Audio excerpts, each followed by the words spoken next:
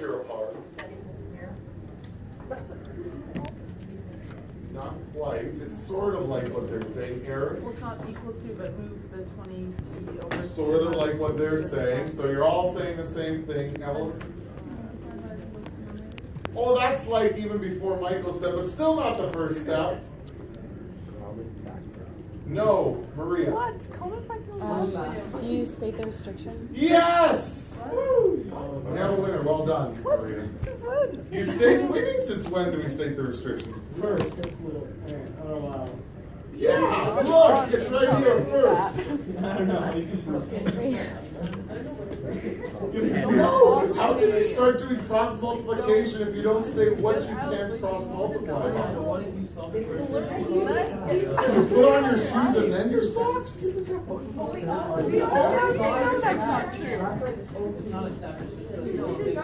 It's, oh my goodness, it's not little, it's big. So you're telling me It's you a wouldn't big. copy the equation. No, four. Okay, well, Okay. 14. What are the restrictions, Liam? Negative 8 and negative 1, that's right. For t equal negative 1, t not equal to negative 8. Okay, now we write down, yes, very good. 240 over t plus 8 is greater than, the reason I'm putting parentheses is because I'm eventually going to be multiplying. 20t over t plus 1. And on the left, I'm going to multiply t plus 8, t plus 1, like so. On the right, t plus 8, t plus 1, and I can do that because I stated the restrictions, so I feel comfortable doing that. You have to feel comfortable doing it. You should not be agitated while doing mathematics. Or tree. Or agitated. All right. Agitated. Kanish, what's up? Continue. Yes, so we cross out t plus 8 from one side of the on one side of the greater than side, and then you would cross out t plus 1 on the other side. Yes. And then you would multiply t plus 1 by 240. Yes, very good. You're not guessing, you're knowing. Well done.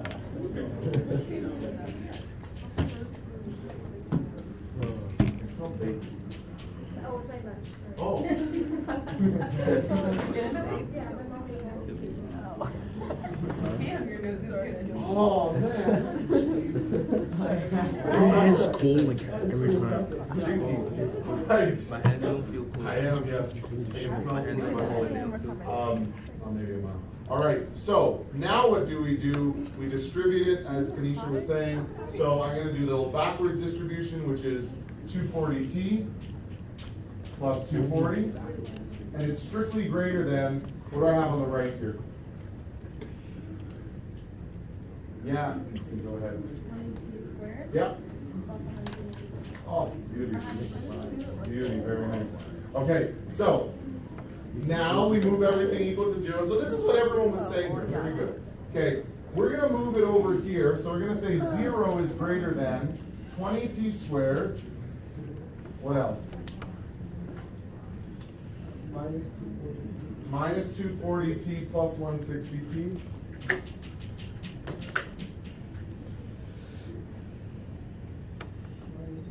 Oh yeah, that's good. There we go. Okay. Stop me at any time if you have questions. What's minus 240 plus 160? Minus 80t. Minus 240. What next? There. Factor of negative 20. Yes. Wink at me.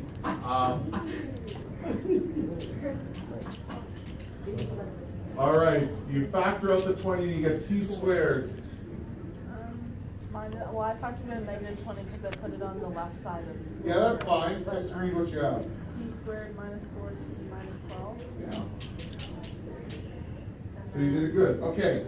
So we're going to get 0 is greater than. Now you can divide it out. You don't have to. Okay? Doesn't need to be there really. What are the two factors here? T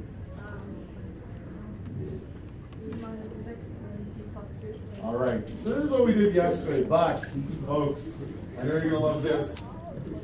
It's time for, that's right, the charts. Ah, the charts. Oh, We don't have a chart attack over this. Oh my god. Good.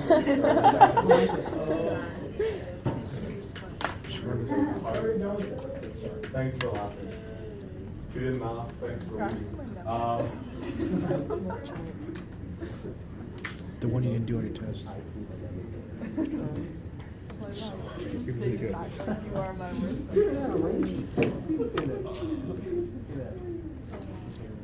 Once again, whether you have the 20 or not doesn't really matter.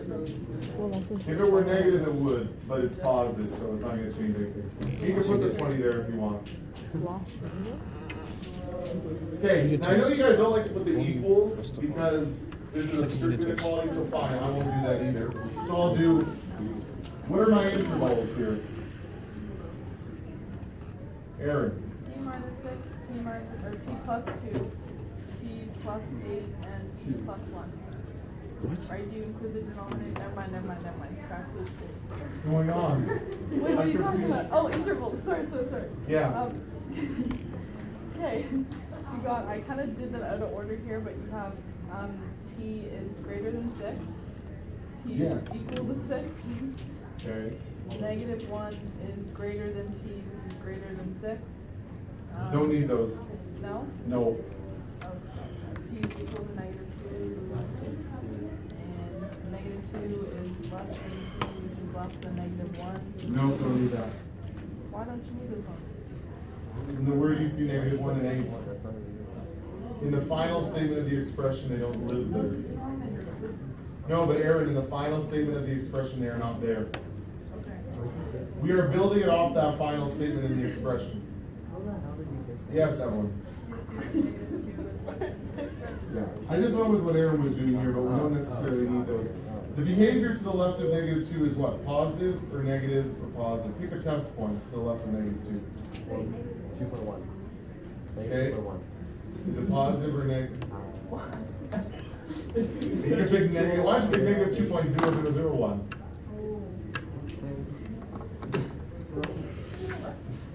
Call him a cookie. Is he positive? It would be, thanks to. All right.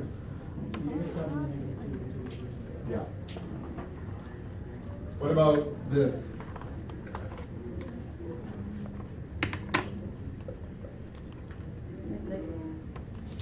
What about this? Or are you just guessing? No. Positive? Okay. So what do we want here? Which one do we want? We know this is less than, so we want this one. So our therefore statement would be, I'm just going to move it up here. Therefore, what we want is our interval is t between -2 and 6. That's the solution. All right, you guys are doing good. Oh.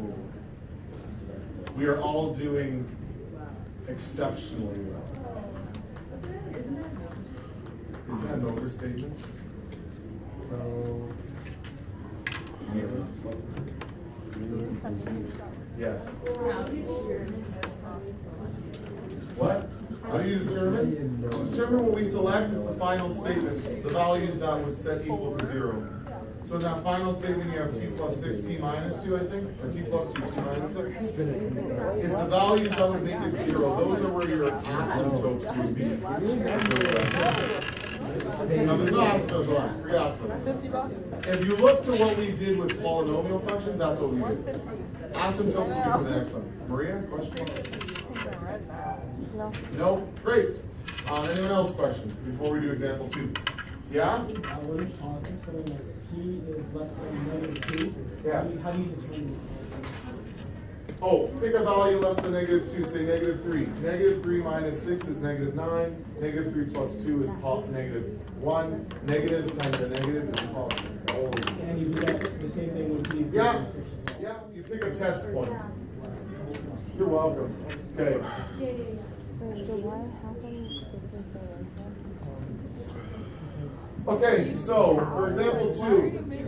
Yeah, tomorrow if you want to bring your notes for you know, like that limiting stuff we did before, you might wanna look at those. We might be using that again.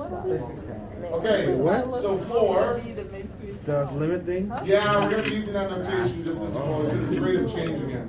So 4.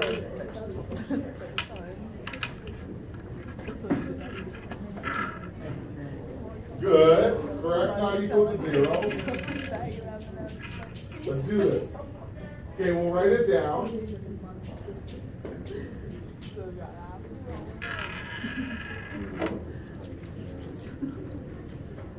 Yes.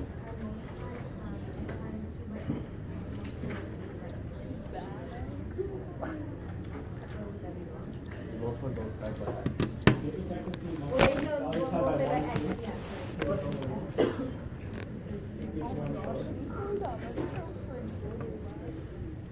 Careful how you do this one. That's semi-correct. Yes. Out of curiosity, why don't we just regularly do a over x over and then common denominator it to 0 or to x? Why do we do that? That is how it is. Oh.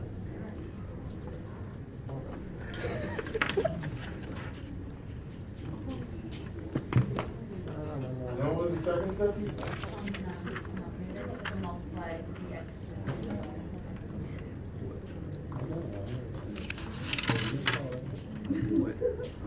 Stop talking about this.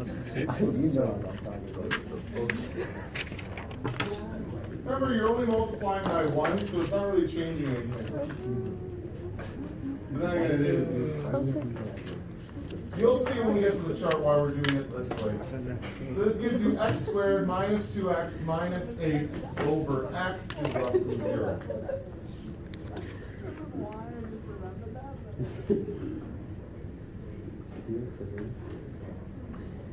Yes. Why would you not want to cancel the Why would you not want to cancel out the x? All I have to say is it has to do with the fact that one of the polynomial or rational expressions, well, I guess it's technically a polynomial on the left, is just the difference of how many degrees from the rational expression on the right. 0.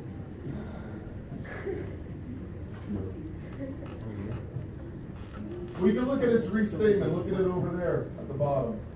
Yes. Where did x over x? 1. It is, yeah, 1. Why don't we- Anything. When you multiply anything by 1, it's okay. You can make it whatever you want. It's 1. It doesn't change anything. I get the same one. So multiply both Evelyn. sides by 1. Doesn't need to be. You're multiplying by 1. You don't need to. You're not multiplying by x. You're multiplying the equations by 1. You're not doing the same thing. You're not cross-multiplying or anything. You're not doing the same thing you did in the first example. You're multiplying by 1. And if you're multiplying by 1, you don't need to multiply every term by 1. Kira Parr said to create a common denominator. That's the point. Well, why is it x not 1? Why is x not 1? Because like you're putting x over x, but you're saying that you're multiplying by 1, like where is the 1? Well, x over x is 1. So can't we just write 1 over 1? Yeah, but it's not a clever way of doing it. See, it's like completing the square. Why did you add 9 and then subtract 9? That gives you 0. Did you just write 0? That's sort of the same logic. Nabil, Why don't we just multiply both sides by x? Why doesn't that work? x squared minus 2x minus 8 being less than 0 is not equivalent to x minus 2 is less than 8 over x. That is equivalent. The x squared, okay, look, this is the trouble most people are having. They're saying, why is there an x in the denominator? Essentially, that's what they're saying. Why is there Why don't we multiply on both sides? It's not equivalent to that. This is equivalent to that. The one that you guys want without the x is not equivalent. Does the x go? That's so stupid. Graph it, it's not equivalent. But like, how can we do it on another example, but not this example? Because in another example, it is equivalent. So how do we know? I'm How do we getting to know? that. I want you to come up with the answer of why this is different. Look at the statement of that one.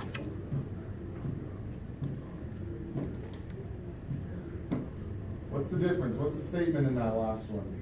Well, let's see, let's actually go to the, let's factor the top, like what you would normally do. We'll get to the answer eventually. Right? You just have to kind of hold it as a placeholder. I don't want to spoil the surprise there. How do you factor the top? Yeah, Kanisha, go ahead. X minus 4, X is 4. Very good, okay. All right, now, let's do the chart, and let's see if you can pick all the correct intervals. And then maybe we'll shed some light on this.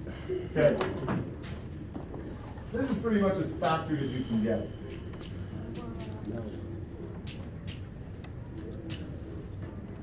This one, you can't just ignore like a 20 or something. Everything here fits. And okay.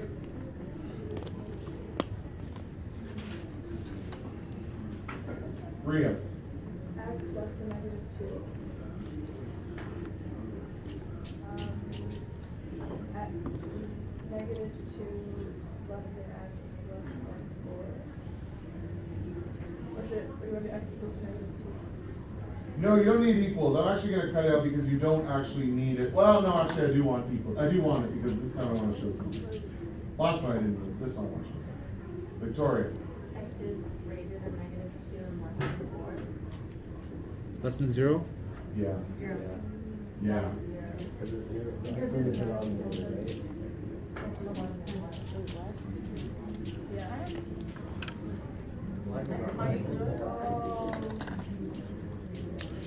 Yeah. What is this chart actually looking at?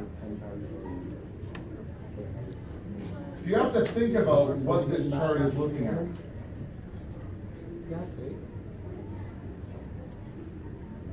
Can't do math blindly. What's this chart looking at? Thank you for that. Yes, intervals. Very good. What's so special about those intervals? Yeah. The behavior of the graph between those variables. Yeah, and especially looking at the statement of that equation. What happens at particular points like this, and this? No, actually not all of them. It would not be correct for all of them to write. It would be correct to write it here and here. Here you would write that.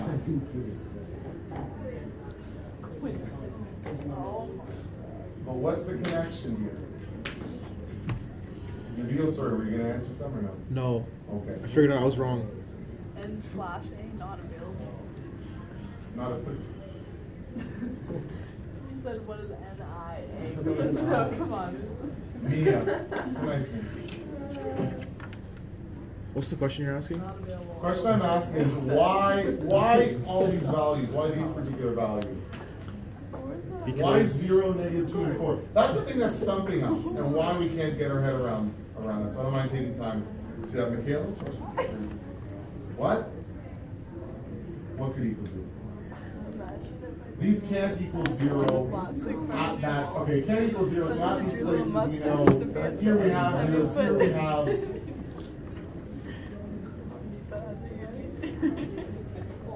I'm waiting for a word to be thrown out. What? Yeah. Like holes. Asymptote. Asymptotes. See, at holes and asymptotes. We learn really good in this class. Those things that you can't touch but you can approach. No,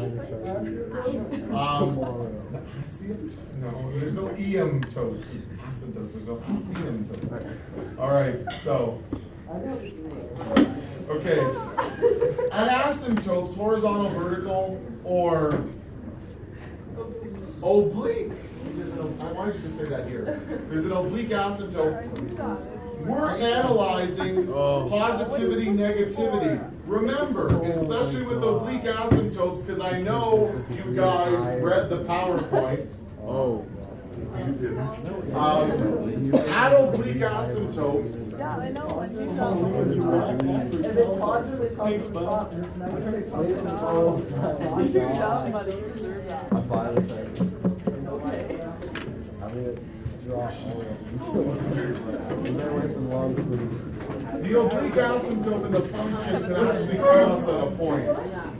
Wait, how? Did you read the PowerPoint? Read the PowerPoint. Wait, but Don't. it's the No, asymptote. if you didn't read through the PowerPoint, me engaging in a conversation with you, which references the PowerPoint, will help you with it. So read the PowerPoint, then let's talk. I've Okay. gone into my.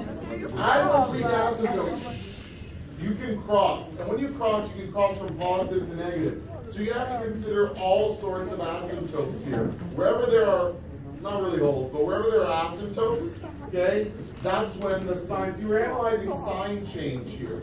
If you actually just did between -2 and 4, for those that pick values to the left of 0, you would actually get a different value to the right of 0, okay? You can try it. Pick a value to the left of 0, pick a value to the right of 0. If these two are both negative or both positive, then you never need to look at that to begin with. But if they're not, then you do, okay? Because with oblique asymptotes, because the function can cross, it can change from positive to negative, okay? If you don't understand about that, read the PowerPoint and then we can engage in a discussion on that. Read that one, that's why I posted it. It's a really good PowerPoint. It's not mine, I didn't even, that's why it's really good. Is it Miss Okay? Lee's? It is actually from I said it's from my colleagues at Work Credit. It's a really, maybe Miss Lee contributed to it, but it's really, really good. Okay, so what do we have to the left of -2? So negative. What about between -2 and 0? No. Really? Because we should block it? Yeah. I'll pick -1 here. -1 minus 4 is -5. -1 plus 2 is 1. Positive times negative is negative, divided by Positive. -1, which is positive. Yeah, test points, that's how you tell. Now, if it didn't matter, this should be positive, but pick a point like 1. 1 minus 4 is -3. 1 plus 2 is 3, so that's negative. Divided by a positive, that's negative. That's why you need to look. So it looks like we crossed our oblique asymptote in this case into the negative realm. And a number greater than 4 produces what? Positive, correct. So what we're looking for here is all the values that are, look at the wrong one, less than 0. So we're looking at strictly less than this and that. So x is either less than -2 or it's between 0 and 4. That's your solution. And once again, all of this has to do with the asymptotes. Because asymptotes are where, don't make fun of asymptotes are where, oh my God, it's turning into lessons here. What I'm pursuing. Asymptotes, it is. Asymptotes is, or will tell you what intervals to select in order to figure out, okay, where is our less than zero? You see, if you didn't have that x in the denominator, you would have lost the 0 here, but look, it changes. Yeah, but how do you know like what way to do it? Like if you're gonna use This is 1 degree less than this. You know what I mean, opposites. They differ by 1 degree, which means there's going to be an oblique asymptote. If you read the PowerPoint in situations where there are oblique asymptotes, we can cross the oblique asymptote sometimes, which means we can change from positive into the negative realm. but if it crosses it, then it's not an asymptote then. Because definition is like it goes so close that it doesn't cross. No, you have to read the entire PowerPoint. If you read the, basically you can model the function as a quotient plus remainder over divisor. If your remainder is a variable remainder, that means you can find it equal to 0. But if you can get the remainder equal to 0, then there is a point where your function is equal to your quotient. And your quotient is your oblique asymptote. So there's one point where your function is equal to your oblique asymptote. And if there's a point where your function is equal to your oblique asymptote, that means it has to cross the oblique asymptote. I know, because you didn't read the PowerPoint. It's not an asymptote then, right? It's called an asymptote. But it's not really. It's not. I would define it as not really, because if you can get close but you can't touch, and now here you can touch, well, that's not good. Yeah. It defeats the purpose, Victoria. I can't see it. If I have time on Friday, sure. Well, you want me to teach the trig on Thursday. I want to know the PowerPoint today. Well, I want a pair of gold socks, Evelyn. What? I want to the table once we get there. I just need to bring a little spot there.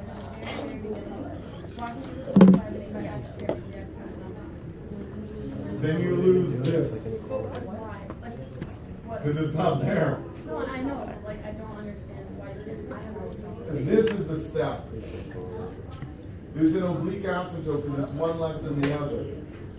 And you need to, The very, very beginning, the very first step. oh, how can you recognize it from that first step? Yeah. Oh. Is all the over x, but then Oh. x was just. How do you know that you're not gonna multiply both sides by x? That's what I did the first time I got the one, I don't understand why I just did that. Like why I can't solve that. How do you know? Oh, you wanna know that? You can't recognize here there's an oblique asymptote, right? Because like, why can't it, what do we? I can, so I don't know, okay.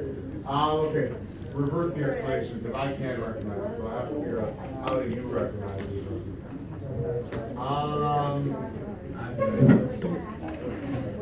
There's only two. Pause it, pause it. Don't talk to me. I guess this is because it's linear compared to rational.